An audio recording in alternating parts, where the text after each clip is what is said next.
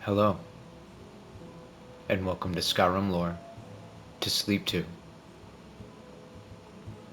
Today's reading, Beggar, by Revan. Eslaf Erol was the last of the litter of 5 born to the queen of prosperous Nordic kingdom of Erelgard, Laprocopa, and her husband, the king of Erelgard, Etolaf.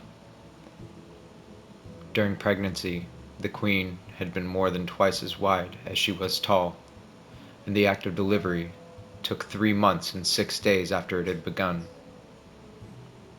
It is perhaps understandable that Laprocopa elected, upon expelling Eslaf, to frown, say good riddance, and die. Like many Nords, Etolaf did not care very much for his wife and less for his children. His subjects were puzzled.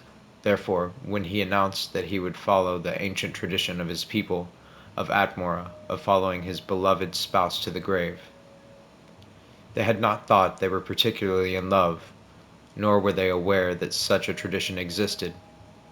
Still, the simple people were very grateful, for the little royal drama alleviated their boredom, which was and is a common problem in the more obscure parts of northern Skyrim, particularly in wintertide.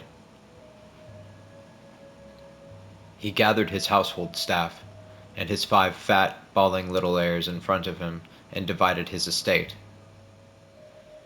To his son No he gave his title. To his son Lernu he gave his land. To his son Silvud he gave his fortune.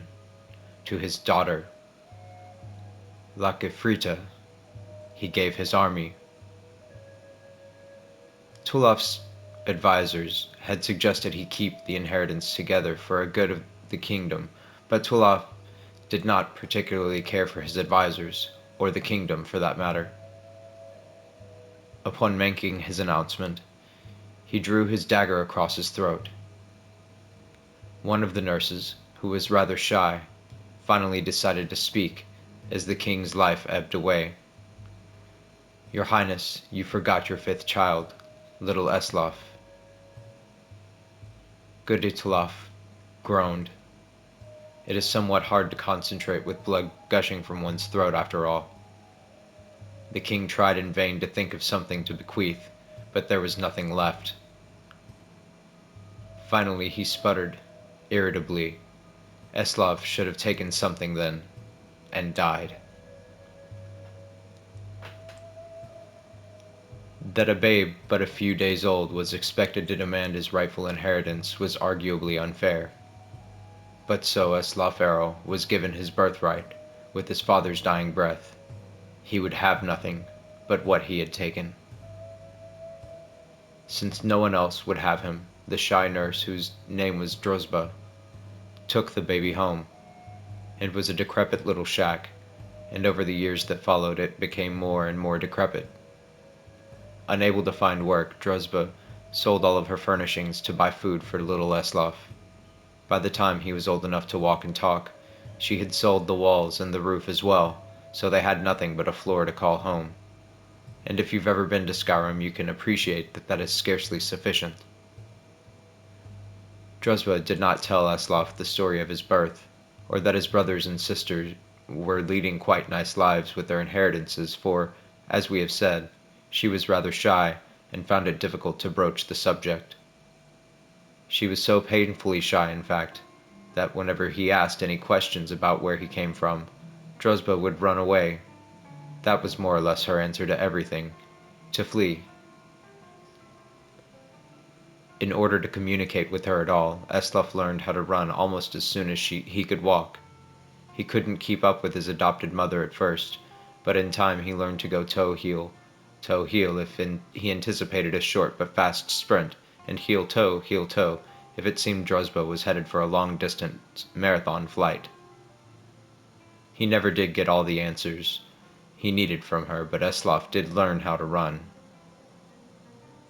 The kingdom of Erelgard had in the years that Eslaf was growing become quite a grim place.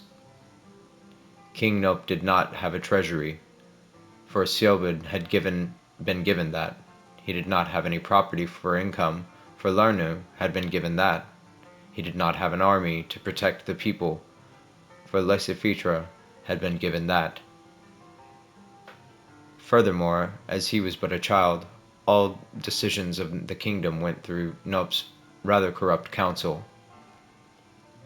It had become a bureaucratic, exploitative land, and high taxes, rampant crime, and regular incursions from neighboring kingdoms. Not a particular unusual situation for a kingdom of Tamriel, but an unpleasant one nonetheless. The time finally came when the tax collector arrived at Drozba's hovel, such as it was, to collect the only thing he could, the floor. Rather than protest, the poor shy maid ran away, and Eslaf never saw her again. Without a home or a mother, Eslaf did not know what to do. He had grown accustomed to the cold, open air in Drozba's shack, but he was hungry. "May I have a piece of meat?" he asked the butcher down the street. "I'm very hungry." The man had known the boy for years, often spoke to his wife about how sorry he felt for him, growing up in a home with no ceilings or walls. He smiled at Eslaf and said, "Go away or I'll hit you." Eslaf hurriedly left the butcher and went to the nearby tavern. The tavern keeper had been a former valet in the king's court, and knew the boy was by right a prince. Many times he had seen the poor ragged lad in the streets and sighed at the way fate had treated him. "May I have something to eat?" Eslaf asked this tavern keeper. "I'm very hungry." "You're lucky I don't cook you up and eat you," replied the tavern keeper. Eslaf hurriedly left the tavern. For the rest of the day, the boy approached the good citizens of Erolgard, begging for food. One person had thrown something at him, but it turned out to be an inedible rock. As night fell, a raggedy man came up to Eslaf, and without saying a word handed him a piece of fruit and a piece of dried meat. The lad took it, wide-eyed, and as he devoured it, thanked the man very sweetly. "If I see you begging on the streets tomorrow," the man growled, "I'll kill you myself. There's only so many beggars we of the guild allow in any one town, and you make it one too many. You're running business." It was a good thing Eslaf Erol knew how to run. He ran all night. Eslaf Erol's story is continued in the book Thief.